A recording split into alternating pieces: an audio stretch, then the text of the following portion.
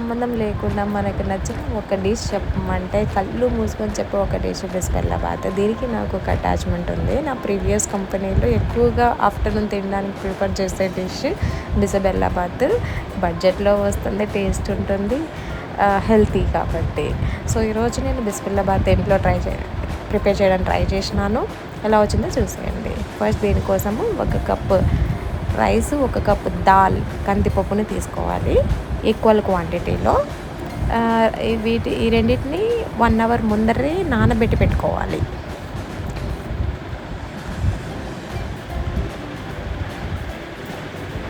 ఇక్కడ నేను 1 కప్పు మసూర రైస్ తీసుకున్నాను, 1 కప్పు కందిపప్పు తీసుకున్నాను.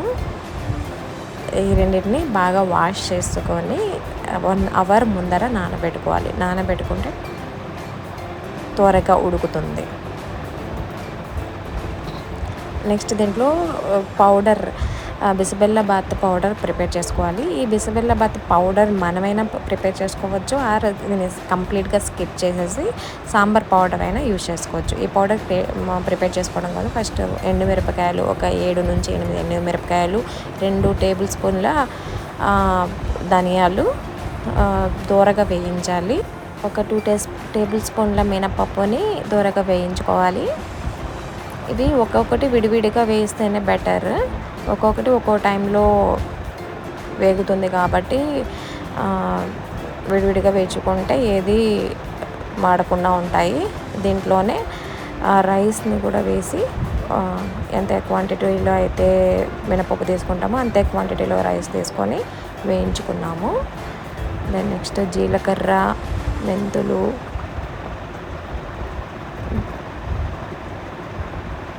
మిరియాలు కొద్దిగా, ఇవన్నీ పావు టీ స్పూన్లు తీసుకొని వేయించుకోవాలి కొంచెం గోల్డెన్ కలర్లో వచ్చేంతగా.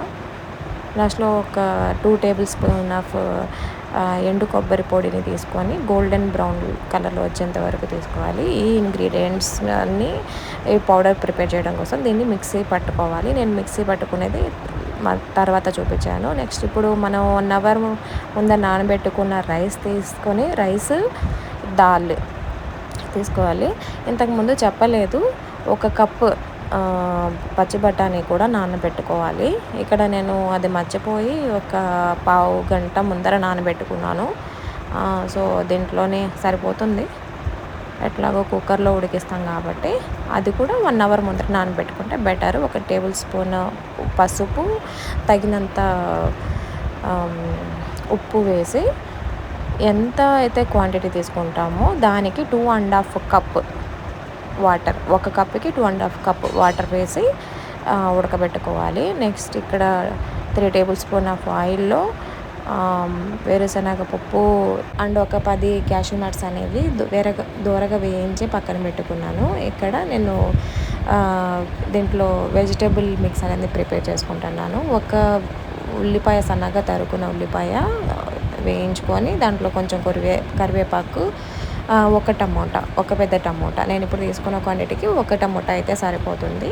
వీటిని బాగా వేయించి దెన్ ఇప్పుడు మనము సాంబార్లో ఏవైతే వెజిటేబుల్స్ వేస్తామో ఆ వెజిటేబుల్స్ అన్నిటిని మిక్స్ చేసుకోవాలి. దానికంటే ముందర మనకు ఇక్కడ 1 టేబుల్ స్పూన్, 1.5 టేబుల్ స్పూన్ కారం వేయాలి. బట్ నాకు కారం విషయంలో కొంచెం భయం కాబట్టి కొంచెం తక్కువ వేస్తాను. ఇక్కడ నేను 1 టేబుల్ స్పూన్ కారం వేసాను, 1.5 టేబుల్ స్పూన్ ధనియా పొడి వేసాను. ఇది కంప్లీట్గా వేగాక కొంచెం ఎక్కువ నెయ్యిని యాడ్ చేసుకుంటున్నాను. ఈ నెయ్యి ఎందుకు ఎక్స్ట్రాగా యాడ్ చేసుకుంటున్నానంటే మనము వెజిటేబుల్స్ ముక్కలు వేస్తాం కదా, అవి వేయించడానికి దానికోసం. ఎక్కువగా ఆయిల్ యాడ్ చేసేసారని కామెంట్ పెట్టకండి.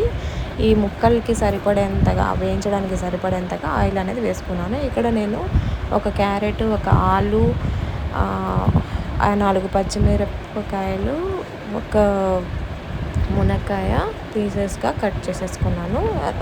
5 దొండకాయలు కూడా తీసుకున్నాను. మన ఇంట్లో ఇవి ఉన్నాయి కాబట్టి ఇవి తీసుకున్నాను. బట్ సాంబార్లో ఏవైతే వేస్తారో అన్నీ తీసుకోవచ్చు.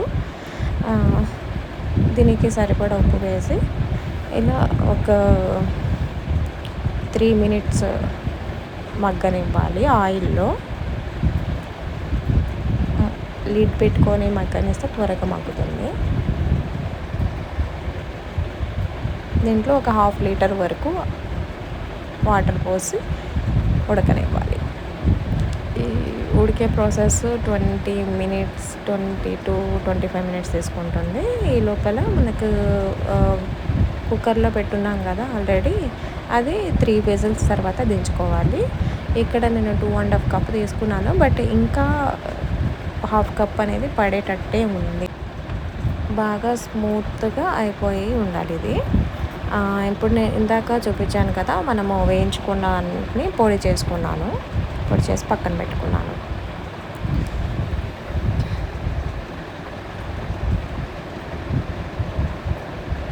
మధ్య మధ్యలో చూసుకుంటూ ఉండాలి ఉడికిందా లేదా అని చెప్పేసి. ఆల్మోస్ట్ ఉడికిపోయాయి అన్నప్పుడు మనం పొడి ప్రిపేర్ చేసుకున్నాం కదా, అది 2 టేబుల్ స్పూన్ పొడిని దీంట్లో కలపాలి. ఇది కంప్లీట్ ఆప్షనల్. ఇది కాకుండా మనము సాంబార్ పౌడర్ని కూడా యూజ్ చేసుకోవచ్చు. దెన్ మనం ఏదైతే కుక్కర్లో ఉడికించుకున్నామో రైస్ అండ్ దాల్ని దీంట్లో కలిపేయాలి ఈ స్టేజ్లో.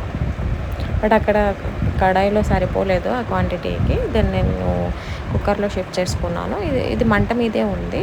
దెన్ ఒక నిమ్మకాయ సైజ్ అంత చింతపండు రసాన్ని యాడ్ చేసుకొని ఒక 5 మినిట్స్ కలిపి పైన ఇవి మనం వేయించి పెట్టుకున్నాం కదా, వీటితో గార్నిష్ చేసేసి దించుకోవడం అంతేనండి. ఇది చాలా హెల్తీ రెసిపీ. ఒకసారి ట్రై చేసి చూడండి. Thank you.